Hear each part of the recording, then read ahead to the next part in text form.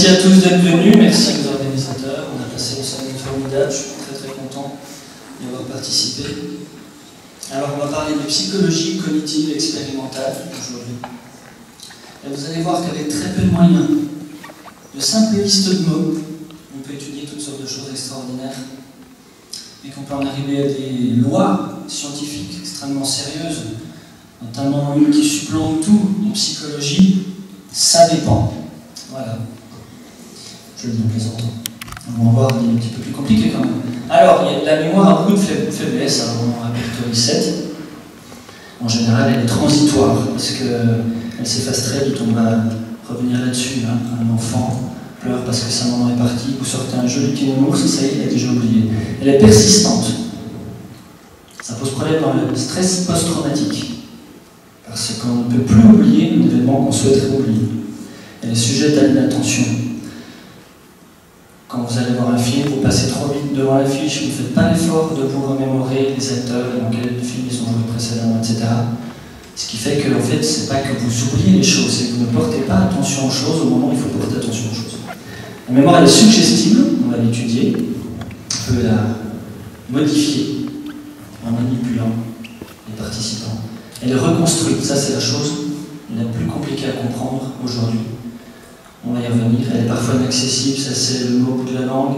Elle est parfois déconnectée de sa source, ça peut aussi poser problème si vous avez une idée géniale, vous voulez déposer un brevet. Vous le faites, vous oubliez que c'est votre ami qui vous avait insufflé l'idée un an auparavant, à un repas, vous n'auriez pas été convaincu à l'époque. Et vous avez complètement perdu l'origine de cette idée, c'est très souvent le cas pour les connaissances. On a des connaissances, comme on sait ce que c'est qu'une table, on ne sait plus où on l'a pris, on ne sait plus qui nous l'a pris, etc.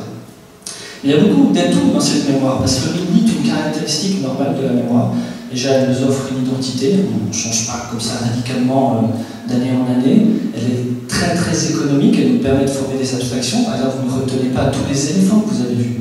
Ça serait le cas d'un hypermnésique qui retient tout et qui ne forme finalement pas de connaissance de ce qu'il voit. On retient un concept d'éléphant qui est extrêmement simple. Ça nous permet d'être multitâche, on peut penser à plusieurs choses à la fois. La mémoire est très fiable, on peut retenir des milliers d'objets, on est très fort pour retenir des visages. Et la mémoire, on s'en plaint souvent parce qu'elle pose problème sur le plan rétrospectif, on voudrait se souvenir de choses anciennes. Mais en fait, on a l'esprit tourné vers le futur, on pense à notre futur, on est obsédé par le futur. Si vous avez décidé de repeindre une pièce en bleu, vous n'allez pas oublier ça. Si vous avez décidé que vous achetez une Ferrari, vous allez penser qu'à ça. Vous avez des fonds, vous avez décidé quel modèle. Vous avez quand même pas revenir avec une Rolls-Royce à la maison. Hein, ça paraîtrait un petit peu bizarre, ça n'arrive jamais ça. On se tient à nos plans. En général, on a une très bonne mémoire du futur. Cette mémoire est très rapide, elle est organisée. Alors, on va commencer avec un plan. On va voir la mémoire à court terme, qui est la plus fondamentale parce qu'elle est prédictive de tout le reste finalement. C'est notre espace de travail, c'est des choses qu'on peut penser de manière simultanée. Donc, c'est la plus importante. On va voir des aspects développementaux également, c'est-à-dire l'évolution de la mémoire avec l'âge. On va voir ce que c'est que la mémoire à long terme, ses capacités également. Et on terminera par l'entraînement de la mémoire et les mémoires exceptionnelles et les champions du monde de la mémoire. Alors, la mémoire à court terme, une petite question, pourquoi s'efface-t-elle si rapidement? Alors, une expérimentation très ancienne qui fonctionne toujours, qui consiste à étudier le déclin de l'information, c'est de présenter 3 lettres, pas plus, et ensuite on présente un nombre et on demande aux participants de compter à rebours de 3 en 3. C'est difficile à faire. Quand vous le faites, vous ne pouvez plus penser aux 3 lettres, d'accord? Alors on va le faire. Je vais vous présenter S, H, J, et je vous demande de compter de 3 en 3 en arrière, dans votre tête, depuis 480, 478, 475.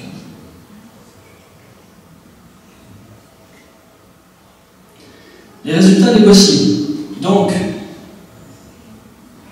quand 15 à 18 secondes sont passées, il ne reste plus rien de votre mémoire. Mais un chiffre beaucoup plus impressionnant, c'est qu'au bout de 3 secondes, on a effacé la moitié de notre mémoire. Il reste à peu près 1 ou 2 lettres. Est-ce que vous vous souvenez des 3 lettres? S, H, J. C'est pas une très belle démonstration, hein, parce que vous avez tous retenu les 3 lettres. Voilà, et il a fallu quand même 4 ans aux chercheurs pour réaliser qu'en fait, ils avaient moyenné tous les résultats. Et parfois, les moyennes sont très trompeuses. En fait, au premier essai, dire que c'est l'interprétation de ces résultats, c'est que l'oubli est dû à un effacement progressif de la mémoire, spontané avec le temps. Alors au premier essai, c'est la courbe en rouge au-dessus. Effectivement, si on regarde le premier essai, il n'y a aucun oubli. Donc le temps n'explique pas l'effacement de la mémoire. Au second essai, finalement, on a une courbe qui commence à descendre. Au troisième essai, ça descend encore plus. Et quand on moyenne tout, on a la courbe finale. Ça veut dire que les gens s'embrouillent. Quand on leur donne un essai, 3 lettres, on leur donne ensuite 3 autres lettres. Et ensuite 3 autres lettres. Ils commencent à les confondre les unes les autres. Et ce processus-là, c'est l'interférence. Par analogie avec la chimie, on va dire que la rouille apparaît avec le temps, mais le temps n'est pas la cause de la rouille. La cause, c'est l'oxydation. Alors, pour la mémoire, la cause, c'est l'interférence. Le temps, en fait, agit très peu. Quand vous oubliez une place de parking, c'est pas parce qu'elle disparaît de votre esprit, c'est parce que vous la confondez avec toutes les autres que vous avez pu rencontrer. Alors, ça a été étudié un peu plus précisément, en montrant que l'interférence s'accumule avec le temps. On va utiliser la même tâche, on va détailler cette fois-ci le pourcentage correct en fonction des essais, mais on va varier la nature du matériel. On va présenter pour la plupart que des fruits, donc qui vont avoir tendance à se mélanger, les participants, et puis à la fin, on va présenter à des groupes soit des fleurs, soit des viandes, soit des professions. Alors, premier essai, raisin, pêche, pomme, on compte à rebours, depuis 436, pendant un certain nombre de secondes, et on va rappeler. Second essai, encore des fruits, orange, poire, kiwi. Troisième essai, melon, cerise, mirabelle. Et au quatrième essai, pour certains, on va représenter une profession. Alors les résultats sont ici. Effectivement, aux 3 premiers essais, ça baisse pour tout le monde parce que tout le monde a vu des fruits. Au quatrième essai, ça baisse encore quand c'est des fruits. Donc vous voyez, quand il y a une proximité là, sémantique, c'est-à-dire que quand c'est des légumes, on confond quand même encore un petit peu. Les viandes un peu moins, puis les professions plus du tout. On est revenu finalement au point de départ. Alors, on a quelques équations, on a des modèles très précis, c'est ça pour freiner ça quand même, quand on sort des équations. Pour vous montrer en fait que ces modèles de l'interférence sont extrêmement puissants parce qu'ils expliquent beaucoup de choses. Je ne vais pas détailler. Mais par exemple, ils sont capables de prédire des résultats complètement différents. On va faire un petit zoom sur la première. Ici, on présente des choses, alors des mots par exemple, et on commence à les espacer de plus en plus pour qu'ils soient mieux discriminés. Mais le rappel, il est bien meilleur pour les derniers. Donc vous voyez que là, le temps n'explique pas, parce que si on propose un mot ici bien espacé des autres, et ensuite ça s'accélère, c'est les premiers mots qui sont retenus. Et si on espace un mot au milieu, c'est celui du milieu qui est le plus retenu. Et le temps n'explique rien de tout ça. Ça marche même à long terme. Quand on demande aux personnes de retrouver les titres de romans de Harry Potter, ils retiennent bien que le premier titre correspond au premier roman, et ça commence à être de plus en plus confus pour le deuxième, le troisième, le quatrième. Ça remonte un peu pour le cinquième, le sixième, et on est très fort pour le dernier. Donc il y a une courbe en U qui est parfaitement prédite par ces modèles. Première conclusion donc. Si vous avez bien compris, si ce n'est pas un effacement spontané qui cause l'oubli, ça ne sert à rien de répéter comme ça les choses pour tenter de s'en souvenir. Il faut plutôt lutter contre le mécanisme responsable, c'est l'interférence. Pour lutter contre l'interférence, il faut enrichir ce qu'on souhaite enregistrer, en étant bien précis sur ce qu'on souhaite retenir. Petit problème pour vous, c'est que l'interférence, en plus, est un processus complexe qui marche de deux façons. Il y a l'interférence proactive et l'interférence rétroactive. Rétroactive, on pense à rétropédalage, en arrière. L'interférence proactive, c'est l'information que vous avez apprise dans le passé qui va interférer sur des choses futures. D'accord? Ce que vous avez appris dans le passé va vous gêner pour ce que vous tentez d'apprendre après. L'interférence rétroactive, c'est l'information maintenant qui va avoir tendance à effacer ou interférer avec des choses passées. Ok? On va prendre un petit exemple. Je vous présente ma nièce, Harlem. Pas facile à prononcer, c'est mal parti. Problème supplémentaire, elle a une jumelle qui s'appelle Belham. Les parents ont la bonne idée d'utiliser des anagrammes. Ça ne va pas nous faciliter la tâche. Mais les deux processus qui sont en jeu ici, c'est que le premier prénom va vous gêner pour retenir le deuxième. Et quand vous apprenez le deuxième, ça gêne aussi pour retenir le premier. Ça va dans les deux sens. Alors on va voir ce qu'on peut retenir en l'espace de quelques secondes. On a vu qu'il y avait une décroissance qui était très rapide quand on perturbe avec un comptage à rebours, mais cette fois-ci on ne va pas perturber les performances, on va juste utiliser un matériel très simple, des listes de mots, de chiffres, avec une longueur progressive, parce qu'on ne veut pas que les gens se trompent. Alors on essaie avec 2 lettres, si ça marche on essaie avec 3 lettres, si ça ne marche pas 4 on arrête. On demande un rappel ordonné. Si je vous dis 5, 8, 2, il faut me rappeler 5, 8, 2. Alors on va présenter par exemple B, F, puis ça marche, on continue avec J, P, R, etc. Résultat très classique, 7 choses. On peut retenir environ 7 mots, 7 chiffres, 7 lettres, avec des différences interindividuelles qui vont de 5 à 9. Ceux qui ont une mémoire très faible retiennent 5 éléments de manière simultanée. Ceux qui ont une très bonne mémoire, 9, mais en moyenne, la plupart des gens, c'est 7. C'est une mesure extrêmement robuste. C'est une mesure qui n'a absolument pas évolué depuis 1920. C'est très intéressant parce que c'est une mesure qui corrèle très très bien avec l'intelligence. C'est le meilleur prédicteur de l'intelligence. Alors je vous explique brièvement pourquoi. La vitesse mentale, c'est un très bon prédicteur. La vitesse mentale va prédire la mémoire et ses capacités. Parce que si vous êtes rapide, vous pouvez balayer rapidement tous les éléments que vous avez en mémoire. Donc pour un même espace, vous pouvez en mettre plus. Et si vous pouvez mettre beaucoup de choses dans votre mémoire, vous pouvez mieux raisonner pour établir des connexions. Donc vous allez avoir tendance à bien réussir les tests d'intelligence. Et puis ça va aussi contribuer à votre mémoire à long terme, parce que vous allez avoir une mémoire qui sera plus structurée, plus solide, vous allez retenir plus de choses. L'intelligence évolue depuis 1901 de façon très régulière. Les enfants réussissent de mieux en mieux les tests d'intelligence. Ça ne veut pas dire qu'ils sont plus intelligents. Ils les réussissent mieux. En quelque sorte, ils sont plus malins. Mais quand on prend les normes de 1950, tous nos enfants actuels sont surtout. Si on prend les normes des années 2000 avec des personnes qui ont passé les tests dans les années 50, la moitié des personnes sont atteintes de retard mental. Donc, le quotient intellectuel est une mesure qui pose problème, pas la mesure de la mémoire de travail. Une mesure plus actuelle quand même, parce qu'on ne s'en est pas tenu quand même à des listes de chiffres et de lettres, sont des présentations comme ça très rapides de séquences de carrés colorés. Et si vous avez bien perçu ça, en l'espace de 200 ou 300 millisecondes, vous allez être capable de me dire si la couleur que nous avons encadrée ici est la bonne. D'accord ? Alors, il y a un résultat très important pour toutes ces nouvelles tâches, c'est le chiffre 4. 7, ça fonctionne pour du matériel avec lequel on est un petit peu habitué, mais la vraie mesure, c'est 4. Et là, à 4, on a un bon rappel, et après, ça décline. Alors, je vais vous montrer une tâche qui ressemble un petit peu, et pour vous, en général, quand je la présente, ce n'est pas une tâche de mémoire, mais c'est véritablement une tâche de mémoire que vous allez faire, parce que pour maintenir à l'esprit 4 choses de manière simultanée et mettre à jour l'information, pour que vous soyez capable de penser 4 choses en même temps, sans perdre de vue une seule information, donc c'est une tâche de mémoire. Ça va être une tâche de poursuite visuelle. Je vais vous montrer 4 objets, et il va falloir les suivre du regard, d'accord? Ces 4 objets vont clignoter, comme ça, d'accord? Vous les voyez? Vous les avez vus? Il va falloir les suivre. Ça va durer que 5-10 secondes, d'accord? Alors c'est parti.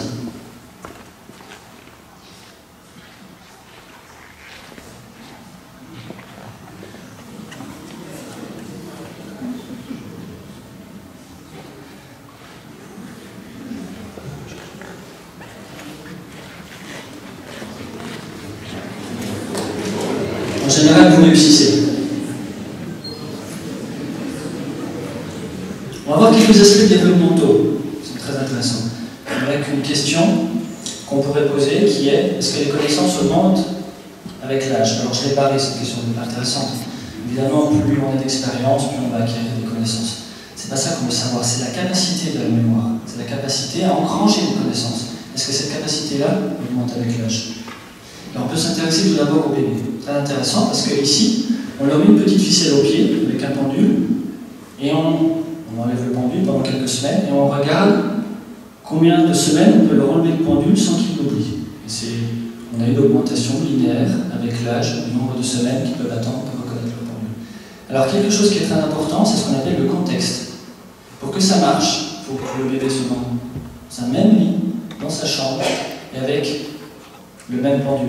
Dès que vous changez quelque chose, ça va plus. Alors ça c'est très intéressant parce qu'on peut le mettre en rapport avec l'amnésie infantile. On ne se souvient rien de notre naissance, on se plaint souvent de notre enfance, pardon, de 0 à 2 ans, on se plaint souvent des faibles capacités de la mémoire, mais qui aurait envie de se souvenir parfois de certaines choses qu'on a vécues. On se demande parfois. Alors, parce qu'il y a des choses qui sont très dures quand on a un bébé, donc on n'a pas forcément envie de se souvenir de cette période.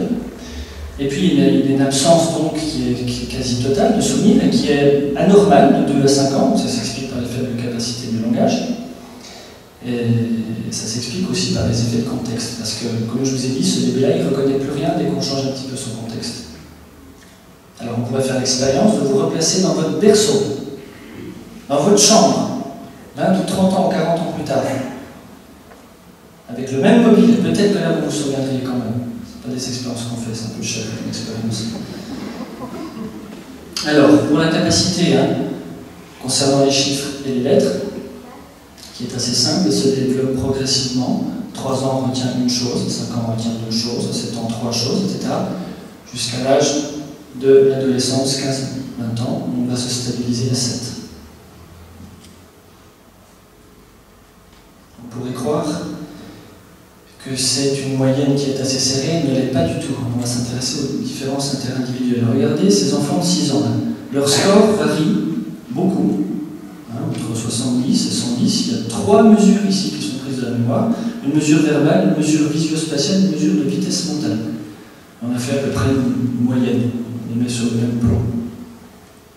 On va s'intéresser à quelques enfants ici qui ont la mémoire la plus élevée. Et on va tirer un trait orange vers la droite là, pour aller voir à quelle mémoire correspond leur performance chez des enfants de 13 ans. Là, on trouve des enfants de 13 ans ici. Ça veut dire, en sens contraire, qu'il y a des enfants de 13 ans qui ont une faible mémoire, qui ont la mémoire d'un enfant de 6 ans qui a une bonne mémoire. Donc quand les professeurs ont l'impression que leurs enfants sont immatures, c'est un petit peu vrai, parce que sur le plan de la mémoire, ils ont des faibles capacités, certains. Alors, cette prédiction par l'âge, elle est à modérer quand même, parce que regardez, l'âge va complètement disparaître. Là, on a une prédiction très très précise de l'empamnésique, c'est-à-dire du nombre de mots rappelés pour les personnes, en fonction de la vitesse d'articulation. Plus on parle vite, je vous ai parlé de la vitesse tout à l'heure, meilleure est la mémoire. Mais regardez sur cette droite-là, vous avez tout le monde. Vous avez des enfants, des adultes. Ça veut dire qu'un enfant qui parle vite a la même mémoire qu'un adulte qui parle lentement. Donc c'est plutôt la vitesse mentale qui explique les choses, et pas vraiment l'âge. Simplement, les enfants parlent assez lentement, c'est une question de maturation cérébrale, et donc ils ont des difficultés à mémoriser beaucoup de choses. On va regarder les aspects involutifs maintenant. Alors on reparle de cette fameuse moyenne à 7, je vous ai un petit peu menti, pour être précis, 6,5. Mais on aime bien les chiffres ronds pour faire des conférences. Alors, à 20 ans, ici, prédiction, 75-80 ans, 5,5, 6. Bon, il y a une évolution qui est régulière, mais c'est quand même pas gravissime de perdre un élément de mémoire, c'est pas pour ça qu'on devient sénile. Alors, il faut bien comprendre, là j'ai mis un extrait d'article récent, dont le titre est Le mythe du déclin cognitif, qui explique bien que finalement, notre expérience devient de plus en plus complexe avec l'âge. Donc, par exemple, on connaît beaucoup plus de nombres que quand on a 6 ans, donc c'est difficile de retrouver des nombres.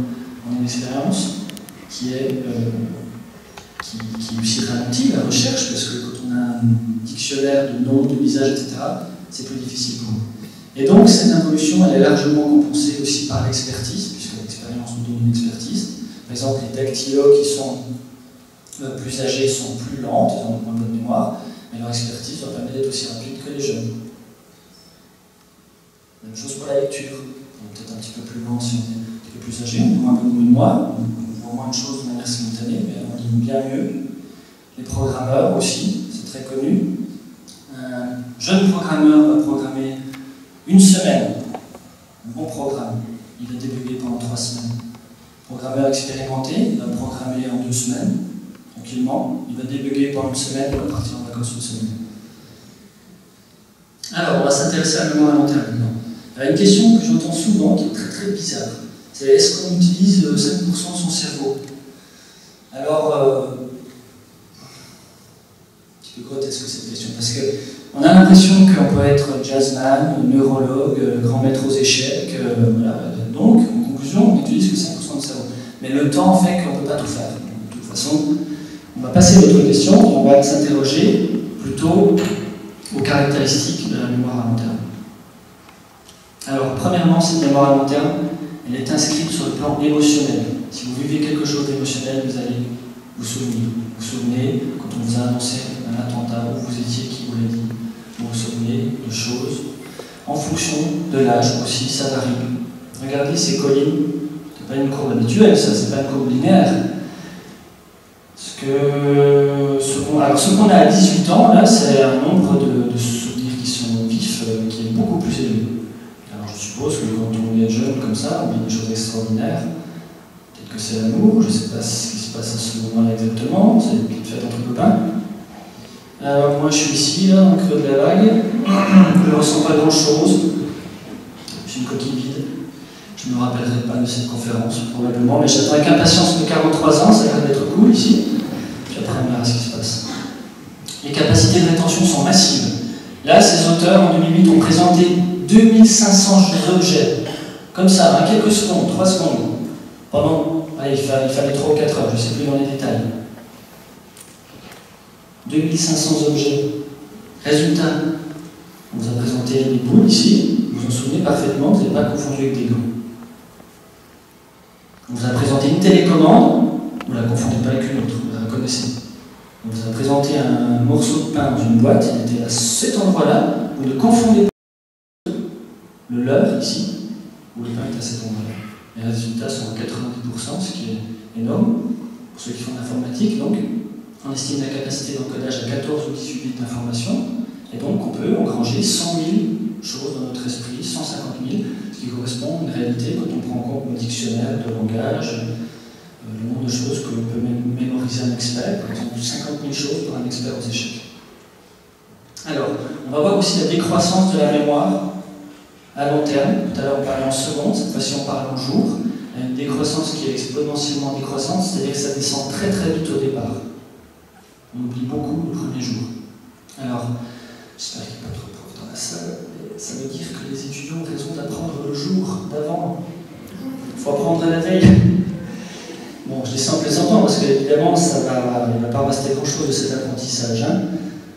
Alors, peut-être que pour être plus précis, quand est-ce qu'il faudrait réviser pour un examen qui va avoir lieu à tel moment? Si vous avez eu le cours à tel moment, si vous voulez réviser au milieu, au moment optimal, bien sûr, vous allez réviser un petit peu la veille si vous avez le temps. Ça sera ici, je ne sais pas trop. Alors, les résultats, c'est que selon le jour où va arriver l'examen, ça peut être dans un an, ça va être de 0 à 350 jours, vous avez une courbe qui va évoluer au moment où il faut aller revoir votre cours pour que la probabilité de rappel soit maximale.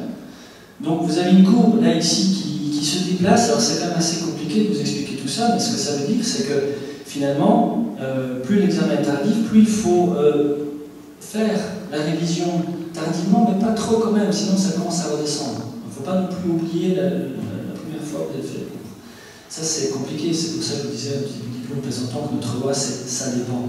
Parce que ici, finalement, on ne peut pas dire quand est-ce qu'il faut réviser exactement un examen. Ça va dépendre de combien de temps vous voulez vous souvenir de quelque chose pour réussir un examen. Donc c'est quand même assez compliqué de donner des conseils à des étudiants dans ce cas-là.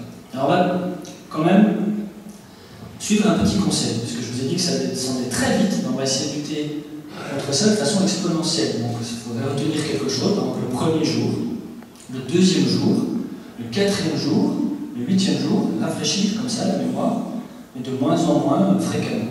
D'accord? Alors, je vous donne un petit exercice à faire à la maison. Si vous voulez avoir un mot de plus dans votre vocabulaire, si vous lisez un dictionnaire, vous n'allez pas engranger du vocabulaire. Il faut utiliser un mot. Si vous utilisez un mot, une fois ou deux, vous allez vous en souvenir.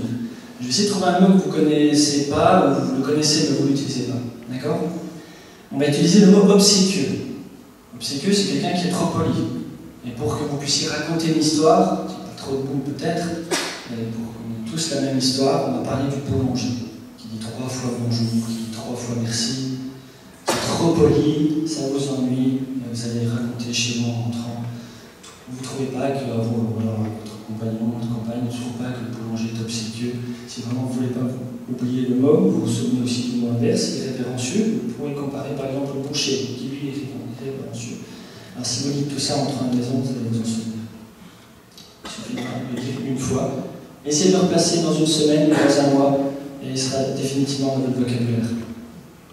Les connaissances sont relationnelles. Si je vous dis abeille, tout de suite vous allez me dire miel, puis vous allez me dire ruche, puis un petit peu moins pic, puis un petit peu moins reine. Alors on pourrait faire un modèle de ça. Peut-être qu'on a un modèle des canaris, qui sont des oiseaux, qui sont des animaux, tout ça très hiérarchique. Alors nous, en psycho, on fait beaucoup de chronométrie mentale, un chronomètre, pour savoir ce que vous pensez. Et si je vous demande est-ce qu'un canari est un canari, vous me répondez en 1000 millisecondes. Si je vous demande est-ce qu'un canari est un oiseau, vous répondez en 1100 millisecondes. Est-ce qu'un canari est un animal, vous répondez en 1200 millisecondes. Est-ce qu'un canari est jaune, etc. Est-ce qu'un canari vole, est-ce qu'un canari respire. Donc ces temps-là me permettent de fabriquer votre arbre mental. Je sais que dans votre esprit, c'est organisé comme ça, en fonction de la rapidité de votre réponse, ce qui correspond exactement au modèle, ce qui est assez joli. Les souvenirs sont très contextuels aussi. Quand on fait apprendre quelque chose sous l'eau, bizarrement, les personnes vont mieux rappeler les choses sous l'eau. La liste de mots n'a rien à voir avec le fait d'être sous l'eau ou pas. Ils vont mieux rappeler les choses. Ceux qui ont pris sur la plage vont mieux rappeler sur la plage. Si vous faites apprendre une liste dans l'eau et que vous la faites rappeler sur la plage, ça ne fonctionne pas. Ces effets de contexte, vous avez tous ressenti un jour dans votre vie. Vous avez l'impression de reconnaître quelqu'un, vous ne savez plus remettre la personne. Vous êtes à Cap 3000, vous voyez quelqu'un pousser des triplés. Alors là, vraiment, ça vous rappelle rien, vous êtes sûr d'avoir vu cette personne. Ça vous revient, c'est le boulanger qui est. Hop, c'est que une première couche, je vais faire la suite. Et la couche de vernis dans un moment. Alors, première conclusion. Donc, je vous ai dit, il faut enrichir une trace mnésique, ça peut être par un contexte, etc. Plutôt que de répéter, mais aussi, il faut bien retenir que cet enrichissement d'informations, il doit être personnel. Ça doit faire l'objet d'un effort soutenu. La télévision, c'est quelque chose de très riche. C'est un mode d'apprentissage qui est très passif, qui ne sollicite aucun effort. Si vous avez une émission sur Napoléon, il n'en restera rien. C'est certain.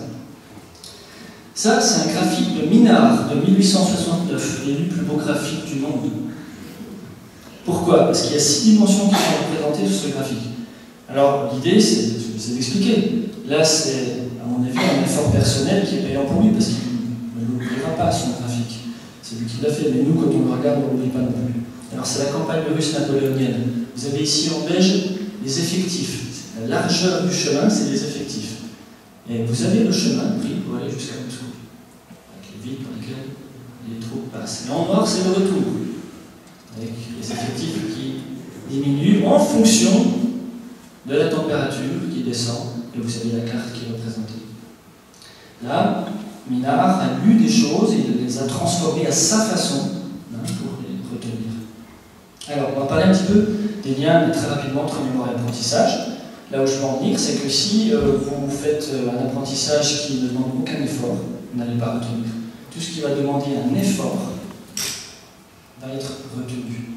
Et en fait, on fonctionne tous de la même manière, à l'économie, donc on a tous les mêmes réflexes de faire quelque chose qui n'est pas trop coûteux, et ça ne marche pas. Et on ne fait pas ce qui est coûteux, donc c'est compliqué de mémoriser. Mais si on suit ce conseil, donc vous remarquerez que le stabilo, c'est des résultats expérimentaux que je vous donne, c'est pas une intuition.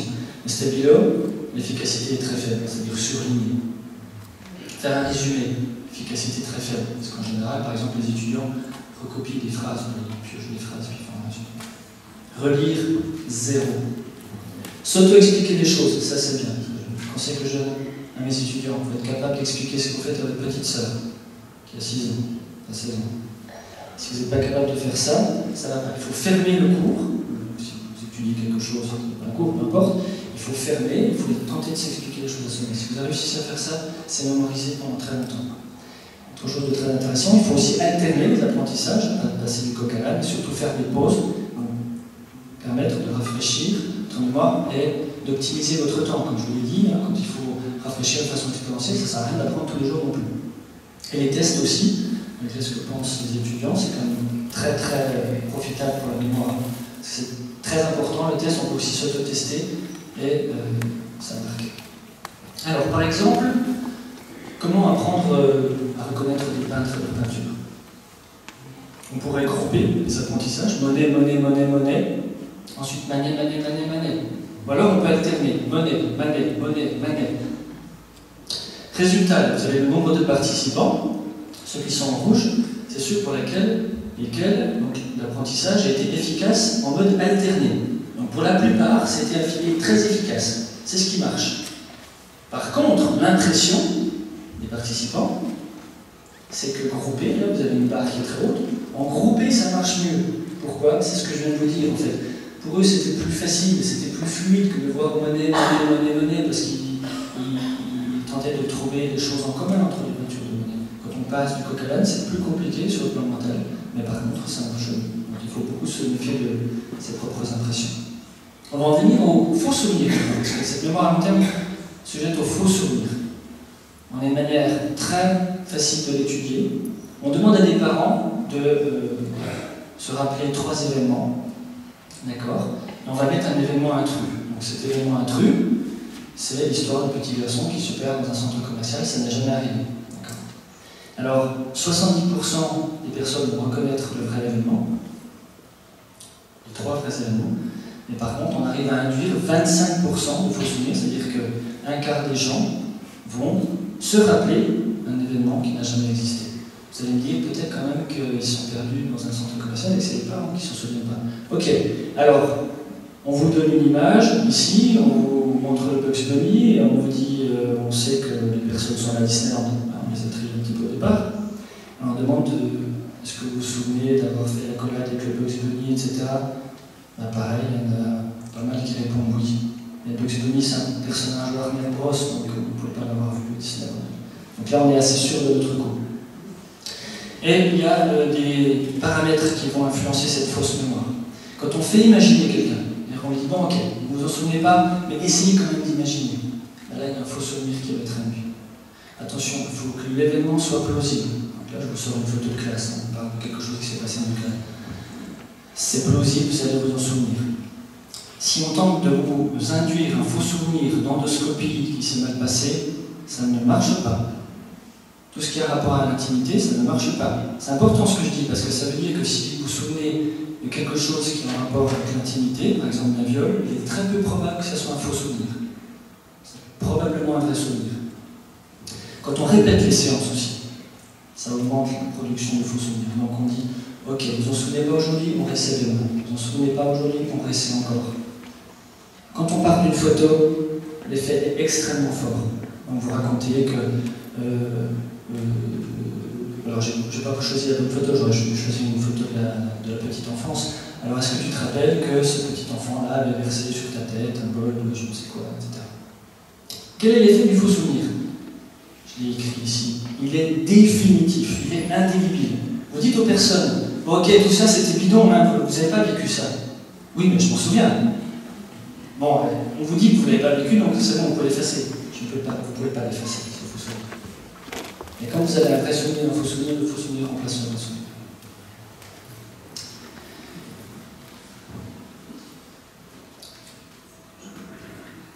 Pour augmenter aussi les faux souvenirs, on peut donner une fausse information. On va raconter à des enfants, par exemple, on leur montre une vidéo, il y a un personnage qui n'a pas de barbe dans la vidéo, qui fait des choses, et puis après on leur pose des questions, on leur dit alors le monsieur avec la barbe, qui était derrière l'arbre, etc., est-ce que tu l'as vu faire ceci? Et le monsieur avec la barbe, Puis une semaine plus tard, on les interroge, et ben, ils se rappellent d'un monsieur avec une barbe. D'accord? Ça marche aussi très bien avec les adultes. Vous montrez une scène, une vidéo de 2 accidents qui entrent en contact comme ça, pas beaucoup de casse. Hein. Ils sont juste touchés à peine. Mais par contre, avec certains, on va utiliser le mot percuté. Et avec d'autres, on va utiliser le mot touché. Les audios sont touchés, plus soft.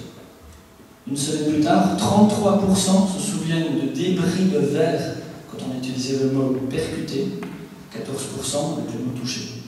Dans les 2 cas, il n'y avait pas de débris de verre.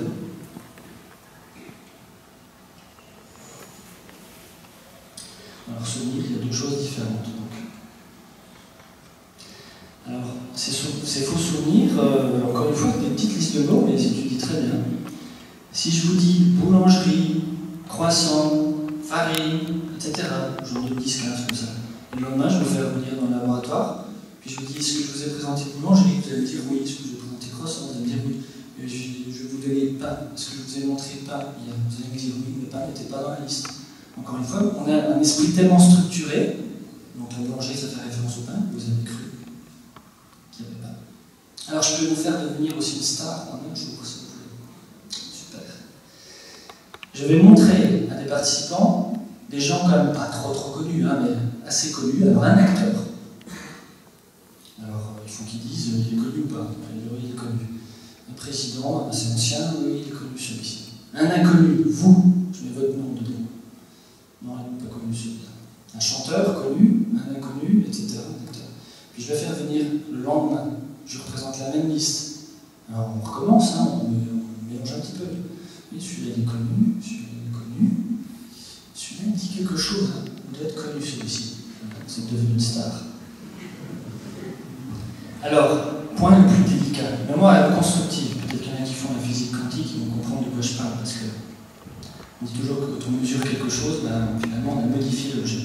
Mais quand vous vous souvenez de quelque chose, vous modifiez le souvenir. On ne peut pas faire autrement. La mémoire n'est pas photographique, c'est pas quelque chose qu'on sort à un disque dur. La mémoire est modifiée en fonction de connaissances présentes. Par exemple, les enfants ont une connaissance très particulière de leur monde, ils ont une connaissance très lacunaire. Je dis toujours à mes étudiants que vous faites un effort pour aller faire du camping, monter la tente et tout, puis vous faites des trucs extraordinaires qui ne font pas d'habitude. Puis après, vous demandez alors qu'est-ce qu'on a fait aujourd'hui, tu te souviens? Oui, on a joué, on a mangé, on a joué avec le doudou. Bon, bah, c'était une journée comme d'habitude en ce moment. Vous en avez un camping. Pour un exercice d'évacuation, les plus petits vont vous dire des trucs extraordinaires, ils n'ont pas une bonne connaissance du temps. Ils vont vous dire ben, on est sorti dans la cour et puis il y a eu la sonnerie. Les plus grands ils vont vous dire il y a eu la sonnerie, après on est sorti dans la cour. Mais est-ce que leur souvenir est meilleur? Pas sûr. C'est simplement qu'ils ont une meilleure connaissance des choses. Ils savent que ça se passe toujours dans cet ordre-là. Pour vous mettre à la place des enfants, on va faire un petit exercice. Je vous demande de vous rappeler le trajet d'hier de votre travail à la maison, ou de l'université à la maison. Vous voyez le trajet. Vous ne saurez jamais si c'est le souvenir d'hier ou la simple connaissance de votre trajet. Vous ne pouvez pas faire la différence. Donc quand vous tentez de vous souvenir de quelque chose, quand vous le rappelez à la conscience, vous le mélangez avec vos connaissances présentes et vous le transformez. Alors tout ça pose des problèmes en matière de témoignage criminel. Vous voyez, quand un officier de police interroge quelqu'un et qui lui donne déjà les informations, eh bien, il peut déjà suffire un faux souvenir, provoquer un faux souvenir, ça pose un gros problème. Alors, on va parler des mémoires, de l'entraînement, on va faire un petit exercice, on sent très rigolo. La question c'est, est-ce que la mémoire se muscle? La réponse est non, pas du tout. Est-ce que la mémoire s'entraîne? La réponse est oui. C'est différent. Exemple, SDF est un sujet qui est capable de rappeler 80 chiffres d'affilée. Vous lui dites 1, 5, 8, 9, il en rappelle 80. Sa technique, c'est la connaissance des temps sportifs, il connaît plein par cœur. 1h42, 5 dixièmes, pour tel temps de course, à 400 mètres en temps de temps, il en connaît plein. Donc il les utilise pour encoder. Donc les premières semaines, il avait un emploi normal, hein, de 7, et puis à mesure des semaines, il progresse, il arrive à 80. Et si on lui redonne des lettres, il a toujours 7. Hein. Il n'a pas musclé sa mémoire. On va retrouver le chiffre 4, ça qui est très intéressant. SF groupe par 4 les chiffres, qui ont déjà son espace est de 4. Il en groupe des autres par 4. Et puis après, il forme des groupes comme ça. Et puis il forme des groupes hiérarchisés encore par 4. Et il en a encore 4 à la fin, 4 ou 5 dans sa mémoire. On retrouve le chiffre 4 partout. Donc il utilise toujours un espace de 4 pour réorganiser progressivement. Dans l'expertise, un grand maître retient 16 pièces sur un échiquier. 8 pièces pour les très bons joueurs. Les novices, 4 pièces. Si on demande à un enfant de placer des pièces sur un échiquier de façon aléatoire, les grands maîtres en retiennent que 4. Pourquoi? Parce qu'ils ne peuvent plus utiliser leurs connaissances pour encoder. Ils sont complètement perdus. Donc c'est pas parce qu'ils connaissent énormément de choses sur les échecs qu'ils ont amélioré leur mémoire. Il y a quand même des mémoires extraordinaires qui sont photographiques. Vous invite à aller voir Stephen Wiltshire, qui est capable de redessiner quasiment pixel par pixel la ville de New York après un tour en hélicoptère. On appelle la caméra humaine. Il y a aussi des synesthètes qui ont une mémoire très particulière, un petit peu photographique, mais eux, ils ont les sens un petit peu poreux. C'est-à-dire que quand ils voient quelque chose, ils entendent quelque chose. On les prenait pour des fous avant, quand ils disaient qu'ils voyaient des couleurs, etc. Puis après, on leur a dit, mais vous le voyez, on leur a demandé, vous le voyez quelle couleur le mois de janvier? Ils disaient bleu. On leur demandait un an plus tard, vous voyez quelle couleur au mois de janvier? Ils disaient bleu. Quand on dit toujours la même chose, c'est qu'on est carré. Hein? Et on s'est rendu compte très récemment que non seulement ils sont carrés, c'est-à-dire qu'ils ont une logique qui est toujours la même, mais en plus, ils ont tous la même logique pour certaines choses. C'est plus difficile hein, pour les calendriers. Hein. Mais regardez, là, vous avez 11 synesthètes. Ils sont organisés en colonnes. On leur a demandé de montrer la couleur de toutes les lettres. La couleur qu'ils ont dans leur esprit, quand on leur dit A, eh bien, ils voient tous le A en rouge. Ils voient tous le C en jaune. Ils voient quasiment tous le D en vert. Et ça correspond exactement au jeu du commerce, Fisher-Price ou autre, où le A est quasiment toujours en rouge. Donc finalement, c'est une forme de connaissance ou de choses apprises. Ce sont des associations qui ont été apprises.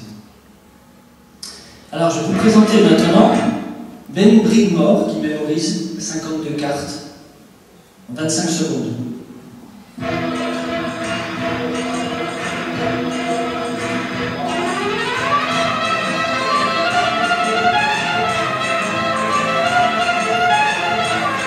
Regardez bien sa tête. Vous voyez sa tête qui bouge?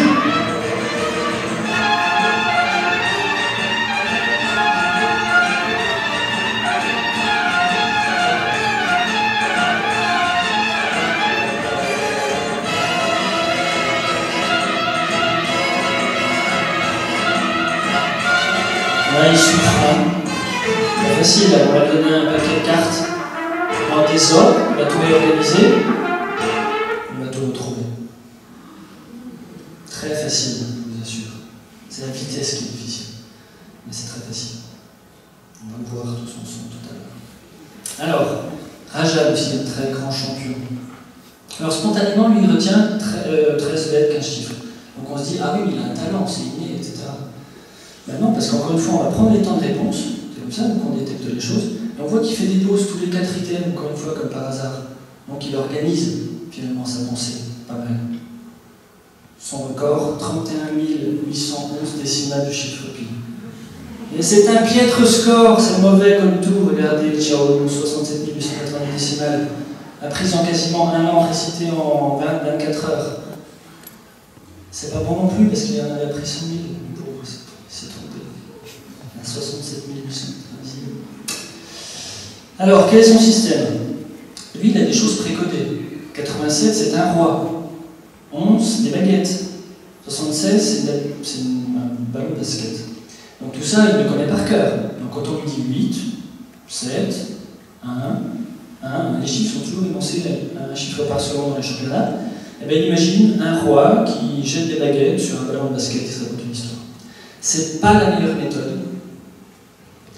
Ce n'est pas la méthode utilisée par les champions du monde en général. Une méthode qui est plus utilisée, c'est la méthode des lieux.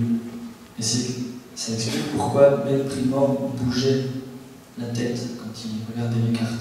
Il était en train de se promener dans sa maison, tout simplement. D'accord? C'est une méthode qui fonctionne très bien et qui va vous permettre de retenir tout et n'importe quoi. Mais encore une fois, ces champions du monde ont une mémoire normale.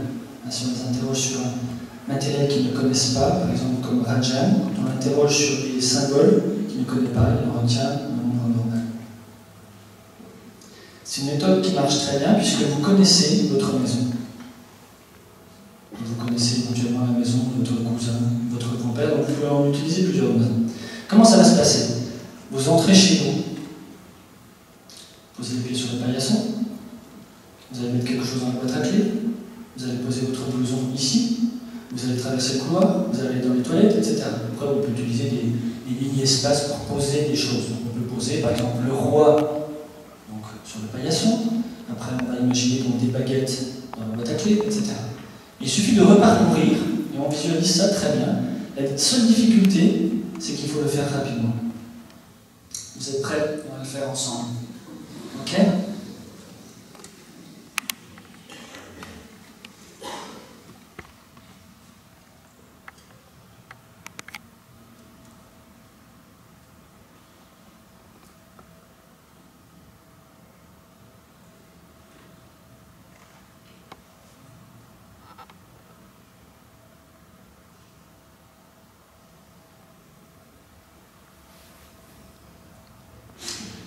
Bon, bonne nouvelle, on n'a pas besoin de se souvenir du dernier, il est facile.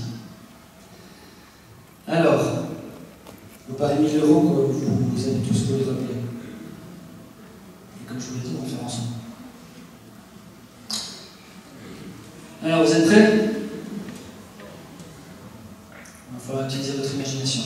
Alors, vous voyez dans le coin, là, il y a une petite maison, toute en coquillage, magnifique, elle est toute blanche. Elle est toute petite, il y a une toute petite porte. Vous l'ouvrez, vous tombez ici. Vous me voyez moi avec une pomme sur la tête. C'est pas une pomme normale, attention, il ne faut pas l'imaginer comme ça, c'est pas une pomme verte, c'est une pomme vert camouflage. Vous la voyez? Elle est assez grosse. Hein. Je la prends dans mes mains et je l'écrase et j'en fais sortir du chocolat. Et je me lâche les mains, c'est délicieux, c'est du chocolat au lait, vraiment, vraiment fantastique. Et à ce moment-là, il y a un pingouin qui est assis là, au milieu de l'estrade, qui me dit non mais ça vous dérange que je termine mon cours? C'est pas un pingouin normal, hein, c'est un pingouin avec des dents pas belles, il est vraiment pas joli. Vous le voyez, hein, comme ça. Un cours sur la moutarde, et là sur les diapos, vous voyez des moutardes. À gauche, une moutarde jaune, d'accord, c'est marqué bonne moutarde en dessous. Et à droite, une moutarde pas jolie, c'est marqué mauvaise moutarde. Puis alors vous vous tournez vers un sac, puis vous ne voyez pas grand monde. Il y a un cheval là, qui est assis d'une façon nonchalante, c'est pas joli à voir. Et puis il a des baskets Adidas à l'arrière et des baskets Nike à l'avant. Vous le voyez? Et puis à l'arrière, là-bas, il y a un primate, difficile de s'en souvenir, on va dire qu'il mange une tomate, d'accord? Et à ce moment-là, ici, il y a quelqu'un qui défonce un mur, c'est un officier, vous voyez, avec sa chemise bleue, avec une moustache bleue, et il tend les mains comme ça. Il dit, j'ai la preuve. Et il montre au papier que c'est ta semence, le tutoie pas, c'est ta semence. En regardant le pingouin, pas moi. Alors vous êtes prêts? Alors je vais vous montrer, puis vous allez me sortir tous les mots.